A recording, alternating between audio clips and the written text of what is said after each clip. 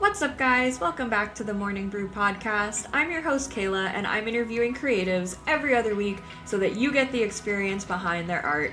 Before we get started, make sure that you're following the Morning Brew podcast on Spotify, Apple Podcasts, Instagram, and YouTube so that you don't miss any of the cool updates that I have coming your way. Today, I'm super excited because I get to bring on two very special people to the show. First and foremost, we have the fan favorite returning guest from the Barns Courtney and Friends episode. It's Davis IL. And secondly, you may recognize her voice from Rick and Morty. We are pleased to welcome to the show, Spencer Grammer. In this interview, we are taking you backstage with us at ACL Live at 310 here in Austin, and we are here to sit down and talk about their band, Belle and Chain, as well as their single, Don't You Worry Babe, that just came out recently. I hope you guys enjoy this episode, so without further ado, here are Davis and Spencer. Welcome to the show, guys. Thank you. Spencer, welcome. Yeah. Davis, welcome back. Oh, great to have you guys. Yes. Great to be here. I've been reading up on you guys, and I would like to start at the beginning. Sure. So Spencer, music started as physical therapy for you, is that right? That's true, yeah. Can you tell me a little bit more about that? Yeah, I was in New York and I got stabbed trying to break up a fight in my right actually crazy. arm. I know. And I got stabbed like either from behind or like when I blocked. Anyway, I don't know. It happened in about like 4 or 5 minutes. And then I couldn't use my hand. I still don't have feeling in my right hand. Oh my God. But I picked up the guitar to try to help heal, and I ended up just playing a lot of music and then just practicing a lot because I wasn't like a good guitarist before, so I had no frame of reference to be like, oh, I lost this skill. It was like I gained the skill. That's crazy. How does something like that change like the way that you see things? You know, I think we all, you know, it's hard when something like that, like a traumatic event happens when you're young, you know, and as we get older, as we age, a lot of things happen to us that we're not prepared for in our bodies. So when it happened, it was almost like I had to stop all the things that, like I write a lot. I've always been a writer in my journal, and I had to stop doing that because I couldn't use my hand, and so like how to process my life and trauma was really hard for that year where I couldn't. But then once I was able to like play music or do things like that, it was encouraging to do something that I could see progress, you know, even though I didn't have the skills. Like I still can't really button things very well. Kind of sucks. But you know, and like I could before, strum, you know, but now I can strum. Yeah, no, that's great. You didn't have a guitar. Exactly. You can play closeless, you know. What did you say? I said you can play without clothes. Oh yeah. This is it's every man's preference, I guess. Awkward. Did you eat anything yet? I've had, yeah. Okay, good. Okay. Okay. Oh, just noticing the hair. That's cool. Oh, thank you. Yeah. Bubble soap on blacktop is the vibe. I like that. It's really Thank cute. you. Thank you. Spencer, Yeah. you will also be known from voicing Summer in Rick and Morty. That's and on true. top of that, your parents are also very, very talented individuals. Thank you. How did growing up in this kind of environment influence your relationship with the arts? Yeah, I mean, I think for me it was always an option as a career. I think it's really hard nowadays to feel like that's even an option, although we have like different forms of media, you know, like podcasting or being an influencer and that kind of, those things are also, I consider like a form of entertainment. I mean, they're more consumed than sometimes television, theater, and live music. But it definitely influenced me to pursue it. It was just, I was around it, I loved watching, I like, you know, there's so many things, and then I dedicated my life to learning the craft, and I think it's never perfect. There are like moments of this deep connection with, I used to call it the movie gods, but whatever the art gods are, the muse, if you will, that you find sometimes in moments when you're working, whether it's writing lyrics, like in the middle of writing a song together, you'll just know what to write, or if it's on stage, and you look for those moments when you can have that. It's not all the time because the rest of it is skill, right? But it's like you accrue all those skills over time to get to a place where you can just, you know, get closer to that kind of perfection. Definitely. Davis, how does that kind of compare to like your relationship with creativity and artists? My relationship with the arts started music specifically started in like middle school, frustrated, picked up the guitar, couldn't figure out tabs, couldn't figure out chords. I don't think I understand tabs. I don't understand that. Right? I sort of am getting it. It's like a language in and of itself. But then I took so I gave up, and then I tried again when another family cousin on my mom's side showed me the bass guitar, and that had 2 less strings. And anyone who knows bass and between bass and guitar knows that one's a little bit more forgiving entrance level wise, but they're both equally hard to master. So then I tried bass, and that just clicked for me, and then that allowed me to kind of just have an easier entrance pathway to learning more about music. And that's the most important thing, is never giving up. I teach music too, and I always try to make sure that the kids that I work with, they just know that you never let go of the idea that you'll eventually get there. You're just not there right now. So I think learning music was very challenging in that way, but I think if you just focus on get into that the final goal one day at a time.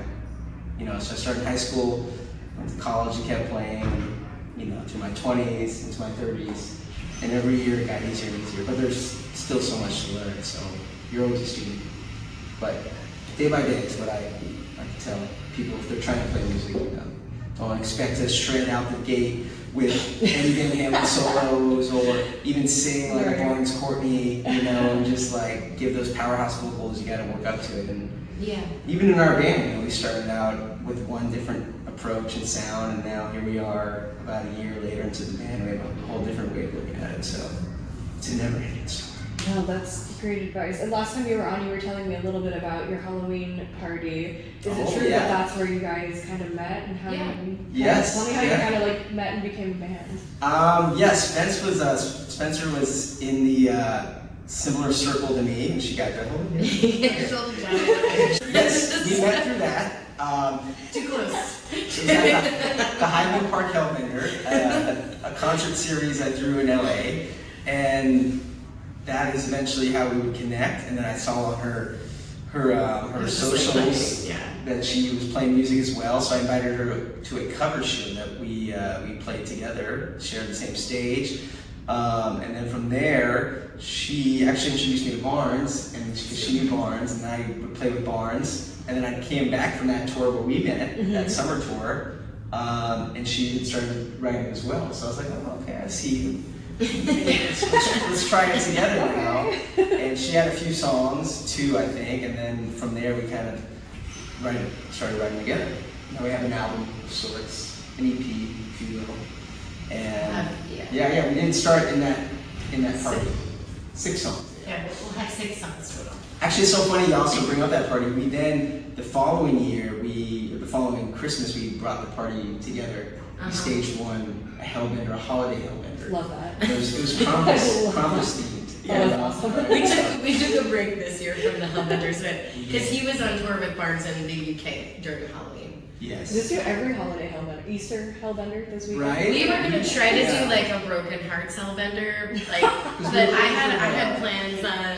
We were looking for the Friday the 13th in the seasonally. There was one right at Valentine's Day, so that would have been Count me in. Yes. And then there was also St. Patrick's Day Hellbender too.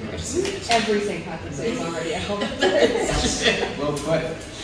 Just to give your audience some background, we are behind the stage right now, and very much. Temporary pause. As you were saying, your first single, "Don't You Worry, Babe," is out at the time of recording next week.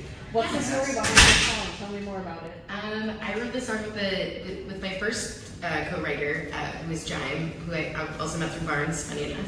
And I had started writing a different song with him because enough people had asked me hey, do you write music? Because I'd performed this one time and I was like, no. They're like, what band are you? And I was like, oh, I don't have a band. Should I get a band? And I was like, whatever, doesn't matter. You probably everybody needs a band. Yeah. So we wrote that song and we started a different one and it just wasn't the right vibe. And then I was like, I don't know, I really I've been loving this country music, 90s country music, and I love Western and Johnny Cash and Patsy Cline, and I just kind of wanted, Brooks and Dunn, and I wanted that feeling of the West. you know, I It grew up was in giving me the feeling of the West when I listened to it. yeah, that feeling of like a It was cinematic giving Western. Yeah. And we did this photo shoot, which is sort of a dream for me, in a place where I grew up. I grew up across the street. My dad had a house at this place called Paramount Ranch in Agora Hills, and it was sweltering hot, but we just did, actually we're in almost these outfits. We're almost in these exact outfits. But we shot at this place that I used to go to as a kid, and I'm like, oh, maybe this is where that feeling of, you know, imagining you were like a damsel in distress, or my dad used to watch a lot of John Wayne movies growing up, so I feel like the sound of the Searchers and things like that really influenced, I guess I wanted to feel in that kind of nostalgia world, like, yeah, soundscape. I really need a music video with Davis on a horse and just the hair Exactly. bouncing Yeah. dramatically. Well, you know, we'll give him a fan. And it's really a pony, and they just zoomed in on the horse. It's just like a baby horse. Like it's actually a mechanical horse. It's actually just AI. The whole video is actually Yeah, AI. just I can't ride a horse, can I? No. Do Let us know in the I comments. can ride a horse. Should I ride a horse? You can ride on the back. The back? What is that? Oh, what? Is that I'll ride the back. Can you The do- horse, and you yeah, can you ride can in the do back. I think you could do something Okay. on a horse. We're small enough. Strong. I grew up in California. That's right. Yeah, you know about the West. I know all about but horses. Texas to California was like, you know, that kind of, we all go out for a dream somewhere. We all go there to discover ourselves or strike gold or whatever it is Definitely. that brought you there. And I feel like, you know, I want to have music that encapsulates that. And kind of brings us back to, I guess, the 70s, although it feels like we're there again, politically and socially, and also with the gas prices. Definitely. No comment on Thanks for politics. that. You mentioned the EP comes out this summer. So this episode will drop May 8th. Is there anything that you can tease about the EP?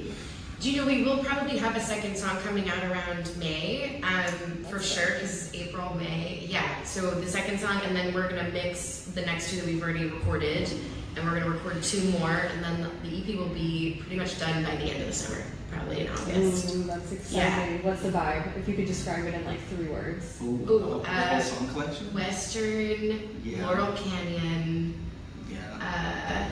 Cinematic. cinema. Widescreen. It's got a Widescreen. lot of tones. It says widescreen.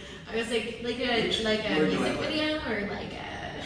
It's squiggly. It's got a lot of squiggliness. When I listen to That the is a good track, descriptor. when I listen to the song, it's got just It makes you feel warmth something. to it. Yeah, you got like like we have one song called No Friends in LA, and like the way that there's a motif in it that's really fun that we played on lots of different instruments, and that one just has like this real vibe. We had somebody come in and play congas and some other percussion that is really cool, and you want to like lay by one of those like in a pool and drink a martini and remember what the 70s was like. Yeah. I'm very, very excited about that song. Same. Awesome. Excited. We could tease something. We're not sure, but we may continue to go on this tour with Barns into Europe. So, drop a little teaser, maybe. We don't know. We don't know. We'll give it a We're little hoping. sweet. We're We'll give it a hoping, sweet. though. So, But yeah, it's so going far to- this is our second step, so. Yeah. Last question comes from someone else. My last guest, his name's Craig Fort from the band Lightning Stills. He would like to know if you guys have a favorite Neil Young song and why. Great question. What's his band name? Lightning Stills. First of all, great band name. I'll go first. My favorite is from his first band, Buffalo Springfield, because I'm a big Neil Young fan. And it is Expecting to Fly, off their second album. And it's like him, I think after he heard the Beatles do like all their Sgt. Pepper psychedelic stuff, and he tried to do that in the studio. It's very ambitious, it's like 7 minutes long, it's got sections. Expecting to Fly, very gorgeous track. I mean, it's hard. I love so many. I feel like I love the song Cinnamon Girl. It's beautiful. I love A Man Needs a Maid. I feel like I think of that song all the time because as Keep like going, I'll a sing woman it. in any relationship with a man, all they think of you is like basically their maid, and I feel like that's so I just think of that song as this like really funny anthem. But actually, our favorite song. But Harvest Moon. Keep on rocking in the free world. You know, I think Harvest Moon is probably one of Okay, my I knew you favorites. wouldn't disappoint with this question. Yeah. And now you guys get to ask a question for my next guest. Oh. Who I don't know who it is yet, but you What's can your ask anything. favorite Paul McCartney song? That's a good one. Yeah, we just saw Like he's in the Really? zeitgeist right now. We just saw him Yeah. play in LA. Oh, that's solo Paul McCartney though, so hopefully they're a Solo little Paul more McCartney. aware of that catalog. And if not, then just like what Beatles song that he wrote that's your favorite. Solo Okay, that's Paul fair. McCartney song written between 1988 and 1992. Okay, very specific. Very- I need to pull up my Stop. history Right. notes for that one. Yeah. Okay, Thank well, you let's so come to much. wrap up. Yeah, And, Just beautiful question for Miss Rael. okay, and then Yes. Davis, last for Yes. you. I'd like to give my artists a chance for shameless self-promo. Yes. So anything that you want to drop, where can people find you? Me, yeah, I got my own thing going on, of course. I'm at davisfinesse.il. I might try to do something really together by the end of the year, but I have my own recordings up. You can tell by the cover there's a puppet version of me. So if you're into puppet rock and roll, You'll know. which by if I some of the artists you interviewed in the past feel like you like the zany characters, Yeah. eccentric. So if you like eccentric rock and roll, find Davis IL. And Belle and Chain, or can Belle and Chain, I'm sorry, yeah, actually the main project we're actually talking about. And that's BELL. Belle and Chain, at Belle and Chain. And we're on YouTube, Insta. We should have 2 songs out by May 8th, so check those out, please. All right. Yeah? Yeah, thanks so much. Okay. Sick. You're the best. Oh, yeah. Thank I've you. got stickers for you guys. Viewers. That's all for today's episode, guys. Thank you so much for listening. I'll be linking all of Belle and Chain's socials in the description below so that you can check them out. Also follow Davis and Spencer so you don't miss any of their personal projects. And you can listen to their single, Don't You Worry Babe, out anywhere that you listen to music. You can also listen to the live performance of that song on the Morning Brew Podcast YouTube channel.